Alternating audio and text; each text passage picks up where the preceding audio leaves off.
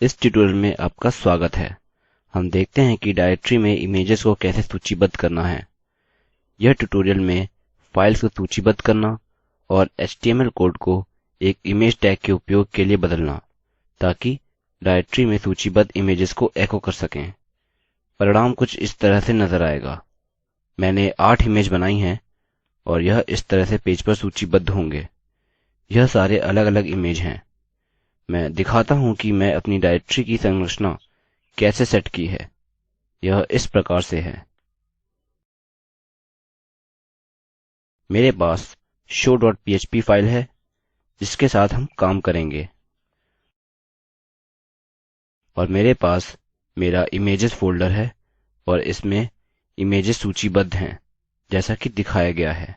इससे कोई फर्क नहीं पड़ता कि वह कौन से फॉर्मेट में है। यह मिश्रित फॉर्मेट हो सकते हैं या कोई एक फॉर्मेट, और HTML वाली कोई भी डिस्प्ले या इमेज फाइल चलेगी। अतः यहाँ हमारी show.php है और फिलहाल यह खाली है।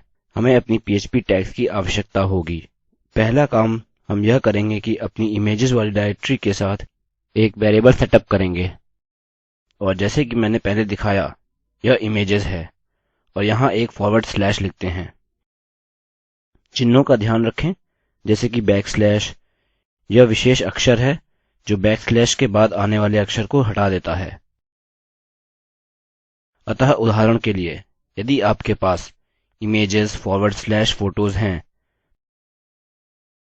तो यह PHP को इमेजेस फोटोज लिखेगा, क्योंकि यह अक्षर यहाँ P को हटा देता है।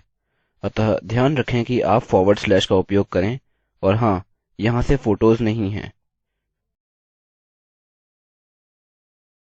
अब हमें opendir फंक्शन का उपयोग करना है। यह हमारे लिए डायरेक्टरी को ओपन करेगा। यह डायरेक्टरी के कंटेंट्स नहीं होगा, यह एक विशिष्ट डायरेक्टरी ओपन करेगा, यानी यह डायरेक्टरी। अतः इसे ऐसे ही रखने के बजाय यदि हम लिखते हैं if opendir equals to opendir नामक एक नई वेरिएबल और dir, अतः हम इसको इससे मैच कर रहे हैं। वास्तव में यह क्या करता है कि यह कहता है यदि यह सफलतापूर्वक पूर्ण हुआ है, और फिर हमारी ओपन डायरेक्टरी को opendir निर्दिष्ट करेगा, ताकि बाद में हम इसमें बदलाव कर सकें। हम ऐसा इसलिए करते हैं क्योंकि यदि आपकी डायरेक्टरी मौजूद नहीं रहती, हमें काफी सारे कोड और एरर मिलेंगे। यह यहाँ कहता है यदि कोई एरर नहीं है, और फिर हम इसके भीतर कोड और अपने ब्लॉक के साथ आगे बढ़ सकते हैं। ओके, अगला थोड़ा सा कठिन है। चलिए इसे एनोटेट करते हैं। यह डायरेक्टरी ओपन करने के लिए है, और इसके भीतर हम लिखते हैं read dir, डायरेक्टरी को पढ़ने के लिए। और यह हम while लूप के साथ करेंगे, क्योंकि while लूप के आसपास प्रत्येक लूप के लिए हम एको करना चाहते हैं, या इमेज की प्रत्येक इमेज फोल्डर के बीच प्रदर्शित करना चाहते हैं। अतः हम अपने while लूप के साथ शुरू करेंगे। हम वह बनाएंगे जो इसमें रहेगा, और यहाँ हमारे कोड का ब्लॉक है जिसे हम अपने while लूप के लिए निष्पादित करेंगे। ओके, इसके लिए हम क्या करते हैं, यदि फाइल इक्वल्स रीड डायरेक्टरी, यह नया फंक्शन है जिसे मैंने अभी परिचित कराया है, और आपने अनुमान लगा ही लिया होगा कि आपको इसके भीतर opendir वेरिएबल टाइप करना है। अतः यह मूलतः डायरेक्टरी पढ़ने के लिए है, जिसे हमने opendir फंक्शन का उपयोग करके पहले ही ओपन किया था। अतः यह दोनों काफी उपयोगी फंक्शंस हैं जिसे हम एक दूसरे के साथ इस्तेमाल कर सकते हैं। और फिर से हम यहाँ इसे मान्य करेंगे और कहेंगे यदि यह false के समान नहीं है, या यदि यह समान नहीं है, या यदि यह नहीं खुलता है, या यदि यह नहीं पढ़ा जा सकता है। इसका मतलब है हम बाद में कुछ एरर्स रन कर सकते हैं। और अब हमें संरचना को शुरू करना होगा। हमें इसे कोष्ठक में डालना है, अतः इसे कोष्ठक में डालते हैं। ओके, तो यह हमारा पूरा while स्टेटमेंट होना चाहिए। अब इसके भीतर इसे करने का एक आसान तरीका है, क्योंकि हमने यह फाइल वेरिएबल बनाई है और हम इस while लूप के भीतर हैं, इसलिए यह इस डायरेक्टरी में मौजूद सभी फाइल के लिए अपडेट करेगा। अब हम लिखते हैं echo file, और इसके अंत में br जोड़ना चाहेंगे। अब यदि हम अपना ब्राउजर ओपन करते हैं और रिफ्रेश करते हैं, और देख सकते हैं कि हमारी सभी डायरेक्टरी सूचीबद्ध है।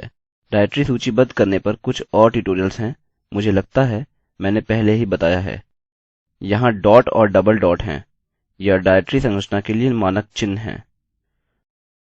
डॉट वर्तमान डायरेक्टरी है, दो डॉट्स वापस जाने के लिए, और ऐसा ही कुछ। लेकिन हमें अब लूप के भीतर इसकी पुष्टि करनी होगी, यह ध्यान में रखने के लिए कि हम इस डॉट और पूर्ण विराम को एको ना करें, माफ कीजिए इन दो डॉट्स को। इसका कारण है, यदि हम इन्हें इमेज के रूप में दर्शा रहे हैं, यह वास्तव में एक इमेज नहीं है और यह भी असल में इमेज नहीं है, अतः इसे हमें हटाना होगा। तो मैं क्या करूँगा, मैं लिखता हूँ if file doesn't equal dot, और हमें और की जगह and की जरूरत है, और file doesn't equal dot dot। अतः जैसे ही लूप करते हैं यह कहता है कि क्या यह इसके समान है। पहले केस में यह हाँ होगा, इसलिए हम अपने if के भीतर इस स्टेटमेंट को हटा देंगे, हमारे if स्टेटमेंट के भीतर की कमांड, और साथ ही इसके लिए भी जांच कर रहे हैं, अतः दोनों ट्रू होंगे। अब हम रिफ्रेश करेंगे और देखते हैं कि यह गायब हो गए हैं। अगली चीज हमें जो करनी है वह है इस फाइल वेरिएबल में फेरबदल, ताकि वास्तव में एक इमेज बने। अतः मैं इन्हें हटा देता हूँ और ओमनी वर्ड के रूप में कुछ HTML कोड लिखेंगे। अतः यहाँ इमेज सोर्स किसी के समान है। आप हाइट और विड्थ स्पष्ट कर सकते हैं, लेकिन मैं अभी नहीं करूँगा क्योंकि मेरी इमेज में पहले से ही हाइट और विड्थ सेट किए हैं। यदि आपके पास विभिन्न साइज के इमेज हैं, आप उन्हें समान साइज में रखना चाहेंगे और फिर उन पर हाइपरलिंक, ताकि व्यक्तिगत रूप से उन पर क्लिक करके देख सकें। यह काफी सरल और सीधा है, और इसे करने के लिए PHP कोड बताता हूँ और फिर प्रत्येक के बाद ब्रेक लिखेंगे। आप सोच रहे होंगे कि यह फाइल डालेगा, लेकिन जब रिफ्रेश करते हैं आप देख सकते हैं कि हमें टूटी हुई इमेज मिली है। इसका कारण है, यदि मैं प्रॉपर्टीज क्लिक करता हूँ, आप देख सकते हैं हमने कहा है डायरेक्टरी इमेजेस और इमेज1। यहाँ हमें इमेजेस डायरेक्टरी की आवश्यकता है, अतः हम इमेजेस लिख सकते हैं, लेकिन हमारे पास इसके लिए पहले से ही वेरिएबल है जो है dir। हम कहते हैं dir/file, अतः यह images/file होगा।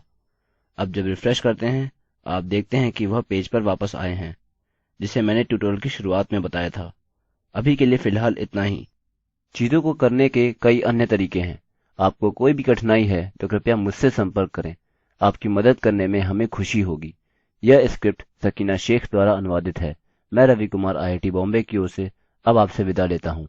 हमसे जुड़ने के लिए धन्यवाद।